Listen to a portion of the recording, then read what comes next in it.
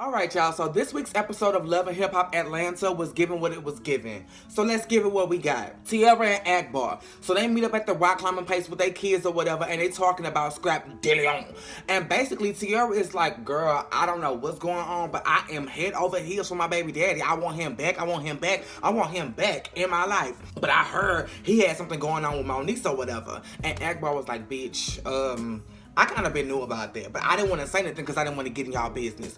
Period, hard stop. How the fuck you gonna say that, Akbar, and you been in their business since the fucking beginning? The only person you ain't been feeding information to is Tiara. Everybody else, you been, girl, I'm gonna need you to hold off with this whole I don't want to be in y'all business shit because, baby, you been in their business since the motherfucking beginning, okay? So it's too late to back out now. And then Tiara goes on to say, I want to meet with my niece. So, Akbar, can you set that up for me? Because I really want to get the details of what the hell going on. Two things. First of all, Akbar, I'm with you 100%. Hell the fuck no, bitch. Now, carrying bones, I'll do all day. But, bitch, what I'm not gonna do is set up a situation and have myself in the middle of it. No, ma'am. Because at first, all I was doing was carrying bones, bitch. Akbar said this, Akbar said that. But now, Akbar is actually in the situation. No, ma'am, no spam, no turkey, no ham. I want no parts of it. And part two, what is it to you, Tiara? The nigga ain't fucking you, he not with you. All y'all have is a child together. You are obsessed behind a man that do not want you, so why do you care about what he got going on with another bitch? Okay? That ain't got nothing to do with you. You don't need to be interrogating and interviewing her. Shay, Mack, and Pooh. So Shay Mack goes to Pooh's house and she's like, baby, I hope you happy, okay? Because I done lost my damn job behind your little stunt you wanted to pull at Karlie's engagement party. Not only did I get fired from that event, I got fired from the venue, bitch. So I'm no longer a DJ at that club. At all, bitch. And on the cool, I kind of regret what I did to Karlie because, bitch, that was your beef, not mine. Yeah, I was feeling the type of way because she acted like she didn't know me or she didn't remember me. But, bitch, it wasn't bad enough for me to spray her like that at her engagement party. No, ma'am. I regret what I did. And Pooh was like, bitch, please. You knew what you signed up for. You knew you didn't like her. I just gave you the balls to do it. She did not care at all what happened to her friend Shay Mack. So that's not a real friend at all. For somebody to cause you to lose your job and not even have a backup plan, bitch. Pooh, look who your husband is. You could have got Shay Mack a job somewhere, bitch. Damn. And then that two-sided deal, though. No, ma'am. That's where we gonna draw the line, bitch. Okay, I came up here to vent to you. I didn't come up here to fuck, okay? I'm not gonna be one of your goddamn floozies, okay? I am not a Karlie Red. I am not a Mary Jane. I am not them girls. No, ma'am. Well, you never know. You never know. You never know. Maybe she just didn't want to do it on TV. But one thing I can say about Shay Mack is that bitch gonna keep a job. Because one scene we saw her getting fired, and the next time we saw her motherfucking ass, she was wiping down the counters being a bartender, bitch. She was on it. She had a new job. She was slicing her motherfucking lemons and limes, and she was on her motherfucking job. And you could tell she was taking it goddamn seriously, okay? And then Shekinah and Tokyo had walked in, and they was like, girl, how you feel about how you acted, girl? You did the damn fool. And honestly, we feel like you need to apologize because you had no place to be doing that to Karlie, especially there. That was not the time or the place for you to be trying to spray her, okay? That was a celebratory moment, bitch. And then Shay Mack comes back with, I'll apologize, but I feel like she needs to apologize too for acting like she didn't know me and for bullying other people. First of all, I'm not about to apologize to you for what I did to somebody else. So you can cancel out that second part. And then apologize to you for acting like I didn't know you. Bitch, how childish is that? Maybe I didn't remember you. And I look back at the episode, the bitch was like, I know you. You just mad because she wasn't like, oh my gosh, Shay Mack, bitch up. And you want her to apologize for that? Girl, get the fuck. Karlie red. So Karlie's in her apartment or whatever, cute little red glasses, cute little outfit. She gets a call from the doctor. The doctor said, bitch, remember that bleeding you had? That was a miscarriage. So, bitch, I am so sorry to tell you, but you had lost your baby. I don't know if it was a boy or a girl, but it was a baby in there, and it's gone now. Oh my gosh, Karlie, like, seriously. I know I jumped around, but I am so sorry that happened to you because that is horrible. And if that's not bad enough, the whole time she going through this, she got to go through it by herself because Arkansas Mo, her fiance, went to Arkansas to handle some business or whatever. But while he was gone, he had left his MacBook at the house and took his phone, of course. But the MacBook and the phone was linked, so every time he got a text message, the computer got a text message. And Karlie going through all the text messages and saw that he had met up with a girl. Oh, bitch. So now we got a bone to pick. So now Arkansas Mo come home and they talk it out. And he's basically like, girl, it was somebody who I was linked with for over 20 years or whatever. And when I went to Arkansas, she told me she had a baby. Baby might be mine or whatever. And it's a boy.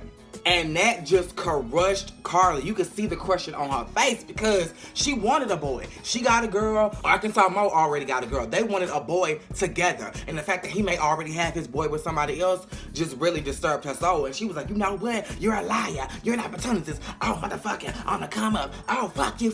Get out. It's over. I'm like, oh my God, she is overreacting. Now, grant you, just like when she told the girls, and I'm so glad the girls had Arkansas Mo back. Girl, he just found out 2 weeks ago. Now, grant you, he should have told you. And that's the problem. We need to have a powwow about that. And bitch, you are in trouble and you're in the doghouse for not being completely honest with me. But to call off the entire engagement because he may or may not have a baby before you, the baby is already born, which means the baby was already conceived before he even met your motherfucking ass, first of all. And then two, it may not be his baby. So what if it's not his baby? You still gonna call off the engagement because of a baby that is not even his? Girl, pose. Slow down. You're moving way too fast. I do that every week, bitch. Y'all should know where it came from. Moniece in Tokyo at the studio or whatever. So Moniece is mad yet again because she invited Akbar V to the studio and Akbar V got another excuse as to why she couldn't come. So she invited Tokyo to come instead. So Moniece and Tokyo get to talking and Tokyo like, bitch, before we get into the song, I got a bone to pick with you. We supposed to be friends, bitch. Why the fuck you didn't tell me that you was fucking with Scrap de Leon, okay, bitch? I needed to know these things. And Moniece was like, bitch, you really ain't nothing to tell because before I could get excited about this shit, he was all in the arms of Tommy. And bitch, from what I understand, he linking up with Tiara. So, bitch, I'm really not a factor in this situation anymore. So, this is exactly why I didn't want to do niggas. And period, hard stop. Moniece, I'm gonna need you to pick a side. Like, I have nothing against the bisexual people in this world, even though it's not my cup of tea. I really want y'all to pick a side as well. But, girl, like, the fact that you really like girls, but every time I see you on a show, you fucking with a dude. I think you knew you was gay when you was fucking with his. Like, girl, it's just not working. And if you want a dick that bad, buy a rubber one. Speaking of Scrap and Tiara meet up or whatever, and Scrap is like, listen, I want a co-parent and I want this shit to be healthy. Like, for real. Yeah, we had our rocky shit going on because when you was trying to talk to me at the latter time, right before I went to jail, I was fucking with Tom, Dick, well, not Tom, Dick, and Harry, but Tamika, Dekana, and Harina.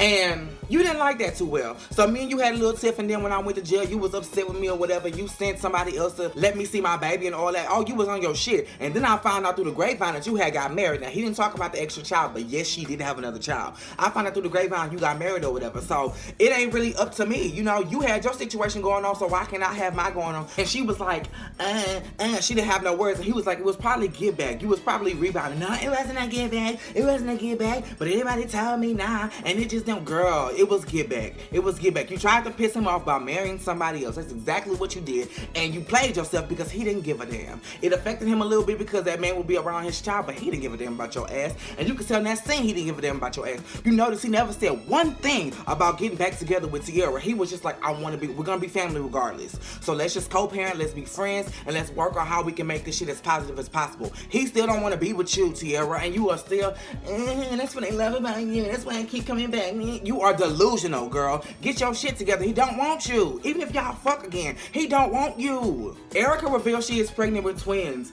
I'm really curious to see how her storyline is gonna play out because they introduced her back to the show and she's in here 1, 2, here, there, but what's your storyline? Because you say you really private, you made that known, so we probably not gonna meet your dude. We may see the babies or whatever, I don't know. Depending on how long they film, but I don't know where your storyline is gonna go because you don't really interact with Scrap and Bam at all. So, but it was good to see Momma Dee there supporting your ass. It was good to see that. She kind of showed up late, but she brought Mack, knowing that Karlie was gonna be there. Boom. So Mack apologizes, and to my surprise, Karlie accepts. Karlie's like, girl, it's water under the bridge, whatever. But who I'm not gonna forgive is Pooh because that bitch is grimy and I know she was behind this shit. So you good, Mack, but that bitch Pooh, never again. Even if she do apologize, we will never be cool again. And finally, Moniece and Scrap. So Moniece and Scrap meet up because Moniece got a lot of bones to pick with Scrap de Leon. And the first thing is, bitch, it's after 8 o'clock. And I'm meeting you in a coffee shop. So that means that you're either on parole or, bitch, you didn't escape from the motherfucking halfway house. So, bitch, why you didn't give a bitch a heads up? He was like, I wanted to surprise you. Fuck that shit. You need to let me know. Fuck a surprise, bitch. We are grown. You surprised me with a party. You surprised me with an engagement. You surprised me with a puppy. You don't surprise me with fucking parole, okay? Like, that is just not a surprise type of thing, okay? You don't do that. And Monique is just pouring her heart out. You doing this, you doing that, you doing the third. You making me look stupid. I came down here to build with you, yada, yada, yada, yada. And you can tell that Scrap is giving her the same energy he was giving Tiara. Bitch, I'm not trying to be serious with nobody. What we had was fun. It was groovy. I had a great time. But bitch, you looking too deep into this. Like, it is not that serious. And that's when Monique was like, you know what?